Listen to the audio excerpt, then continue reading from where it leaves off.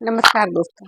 आज की कहानी में आपका स्वागत है और ये सच्ची कहानी है और इसे मैंने खुद देखा हुआ है। मतलब कहीं से सुनी हुई नहीं है, ना तो कहीं से पढ़ी हुई है। ये मेरा खुद का एक्सपीरियंस है जो मैं आप लोगों के साथ शेयर करने आई हूँ और इसको बताने का सिर्फ मेरा मेन मकसद जो ये है कि जो लोग इन चीज़ों में विश्वास नहीं करते हैं, वो भी इन चीज़ों को समझें। अगर आपके आस-पास इस तरह की कुछ चीज़ें होती हैं, तो उन्हें आप समझिए कि कहीं ये चीज़ ऐसी तो नहीं है, क्योंकि बहुत से लोगों की जान पड़ी चली जाती है इन कि हम इसको नहीं मानते हैं। अभी मैं कल का न्यूज़पेपर पढ़ रही थी, उसको जब मैंने पढ़ा है, तो मुझे लगा कि नहीं, मुझे ये आप लोगों के साथ शेयर करनी चाहिए, क्योंकि बहुत से लोग इन चीज़ों को नहीं मानते हैं और बहुत बड़ी दुर्घटना उनके साथ हो जाती है। तो चलिए मैं बताती हूँ अपना एक्सपीरियंस और एक सच्ची कहानी, जो कि सुन के शायद आप भी मान जाएँ। तो अपनी राय ज़रूर दीजिएगा इस कहानी कमेंट बॉक्स में कि क्या आपने मैंने जो कुछ बताया, क्या आप लोग मानते हैं? किसी के साथ ऐसा हुआ है? ये ज़रूर बताइएगा। तो चलिए कहानी शुरू करते हैं। पहले मैं बताती हूँ कि मैंने न्यूज़पेपर में क्या पढ़ा। आज के न्यूज़पेपर में एक खबर छपी जिसे सुन कर के मतलब सॉरी इसे पढ़ कर के मुझे ये लगा कि मेरे साथ ही नहीं, ये बहुत से लोगों के साथ होता है। दोस्तों, मैं उसकी कटिंग यहाँ लगा दूँगी, आप देख लीजिएगा न्यूज़पेपर की। दोस्तों, उसमें एक लड़की होती है जो पढ़ी-लिखी होती है, एमबीबीएस, एमडी होती है, जॉब पे होती है, लेकिन वो कई बार सुसाइड करने का प्रयास करती है और कई बार मरने का प्रयास करती, नहीं मरती है, लेकिन एक दिन ये अचानक से गायब हो जाती है और उसकी लाश जो है वो नाले में मिलती है। आप कहोगे ये कौन-सी बड़ी बात है? लेकिन मैं जो मेन पॉइंट बताने जा रही हूँ वो बहुत बड़ी बात है और वो आप सबको समझना चाहिए कि क्या आपके आस-पास तो इस तरह की घटना नहीं घट रही है या आपकी फैमिली में कोई इस तरह का मेंबर तो नहीं है जिसके साथ ऐसा कुछ हो रहा है और आप समझ नहीं पा रहे हो। उसकी माँ का जो स्टेटमेंट था फ्रेंड्स, वो बहुत ही चौंकाने वाला था।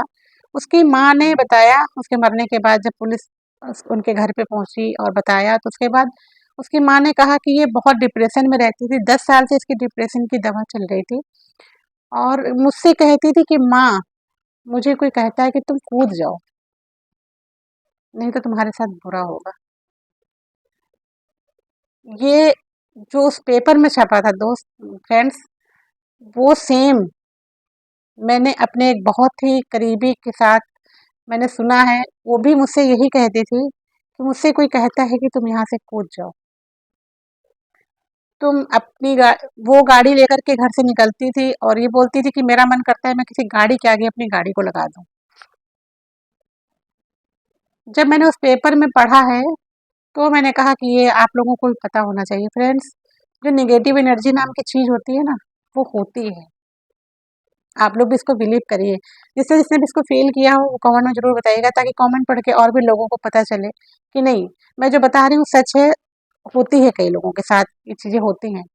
मैं जिसके बारे में बता रही हूँ कि मैंने खुद अपनी आँखों से देखा है, वो इतनी बुरी कंडीशन से गुज़री है फ्रेंड्स, इतनी बुरी कंडीशन से गुज़री, उसको बचाना मुश्किल था, लेकिन उसके हस्बैंड की सूझबूझ से आज वो ज़िंदा है और बच गई है।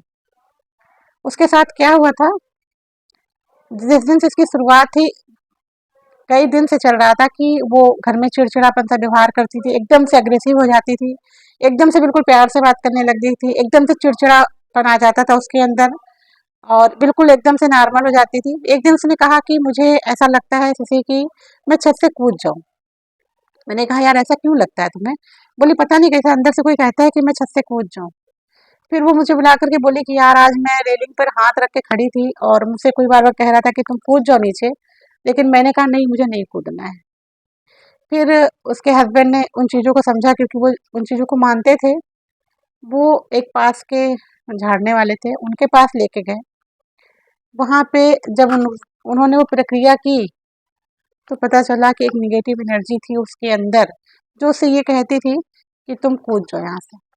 गाइस, ये आँखों देखी मैं बता रही हूँ, मेरे खुद का एक्सपीरियंस है, मैंने आँखों देखा है, इसलिए मैं बता रही हूँ। आप लोग पता नहीं विश्वास करोगे कि नहीं करोगे, लेकिन मुझे उस पेपर को पढ़ने के बाद, न्यूज़पेपर को पढ़ने के बाद मुझे ये लगा कि आप लोगों को ये बताना चाहिए, इसलिए मैं इसको शेयर कर रही हूँ। और मैं जिसकी बात कर रही हूँ, कोई एक नेगेटिव एनर्जी उसके साथ नहीं थी, उसके साथ उसकी बॉडी में 6 लोग थे। 6, मतलब आप भूत प्रेत कह सकते हो या नेगेटिव एनर्जी कह सकते हो, आप जो भी नाम दो। साइंस इसको नहीं मानता है, लेकिन मैं मानती हूँ क्योंकि मैंने खुद देखा है। 6 लोग उसकी बॉडी में परमानेंट रहते थे। एक तो 12 साल से था, बाकी कोई 10 साल से था, कोई 5 साल से था, कोई 4 साल से था। उसका जो मेन पॉइंट था वो पता है क्या है? उसके पेट में स्वेलिंग होती थी और वो एकदम से उसका पेट फूलता था, एकदम से ऐसा लगता था जैसे वो प्रेग्नेंट है, और सडन ही आधे घंटे बाद या 1 घंटे बाद उसका पेट बिल्कुल उसकी कंडीशन में आ जाता था जैसा उसका रियल पेट होता था। 4 साल से उसका ट्रीटमेंट चल रहा था, एकदम से पेट फूलना शुरू होता था तो फूलता ही जाता था, फूलता ही जाता था। कोई दवा उसके ऊपर असर नहीं करती थी। कम से कम उसने 10 से 12 डॉक्टर बदल दिए थे, लेकिन किसी डॉक्टर का उसके ऊपर कोई असर नहीं था। थोड़ी देर टाइम लगता है कि हाँ, सही हो गई है, उसके बाद फिर उसका वही हाल था। जब से उसका ट्रीटमेंट हुआ है, उसको दिखाया गया है, तब से वो बिल्कुल सही है। तो अगर आपके भी फैमिली में, आपके भी आस-पास ऐसा लगता है आप लोगों को कि किसके साथ ये दिक्कत है, तो मैं ये नहीं कहूँगी आप किसी झाड़ने-फूँकने के यहाँ फुकाने वाले के यहाँ जाओ, आप सीधे बाबा के दरबार जाओ, श्री बालाजी महाराज के दरबार जाइए, आपके सारे कष्टों का निवारण होगा। वहाँ पे अपनी अर्जी लगाइए, क्योंकि उससे बड़ा कोई नहीं है। मैं बस इतना ही कहने आई हूँ, क्योंकि उस न्यूज़ पेपर में हो सकता है उनको किसी ने ना बताया हो कि आपके बेटे के साथ ये प्रॉब्लम है, आप बाबा के दरबार उनका लेकर के जाओ। आप बालाजी महाराज के दरबार लेके जाइए, जिसको भी इस तरह की दिक्कत हो और उसकी सारी समस्या। तो बस मैं इतना ही कहने आई थी। अगर आपको ये जानकारी अच्छी लगे तो लाइक कर दीजिएगा। मिलते हैं किसी नई स्टोरी में नई जानकारी के साथ। तब तक के लिए नमस्कार।